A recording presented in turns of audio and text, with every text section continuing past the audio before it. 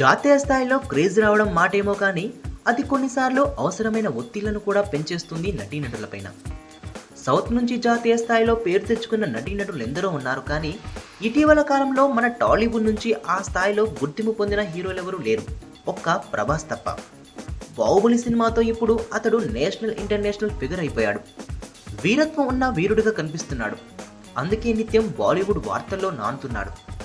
ప్రభాస్కి 36 వయసు వచ్చేసినా ఇంకా పెళ్లి చేసుకోలేదు అంటూ ఓ వార్త. ముంబైలోనే పిల్లను వెతుక్కుంటున్నాడా అంటూ వేరొక వార్త. రాజమౌళితో ప్రభాస్కి సఖ్యత లేదిప్పుడు, అందుకే బాహుబలి 2 ఆలస్యం అవుతోంది అంటూ వేరొక రకమైన పబ్లిసిటీ. ప్రభాస్ ధూమ్ 4లో నటించే అవకాశం ఉందని, కరణ్ జోహార్తో ఓ భారీ ప్రాజెక్ట్ కోసం చర్చలు సాగిస్తున్నాడని, ఇలాంటి రూమర్లెన్నో లెక్కకు మించినట్టుగా పుట్టుకొస్తున్నాయి. అయితే రూమర్ ఏదైనా ప్రభాస్కి జాతీయ స్థాయిలో బోలెడంత ప్రచారం వచ్చేస్తోంది. దీనివల్ల అతడిపై అంచనాలు కూడా ఆ స్థాయిలోనూ పెరిగిపోతున్నాయి. ఇది సరైన అవకాశమే. తెలివైన ప్రణాళికలతో ప్రభాస్ తన స్థాయిని పెంచుకునే అరుదైన సందర్భం ఇది. మరి ప్రభాస్ ఏం చేస్తాడో ఏమో చూడాలి మరి.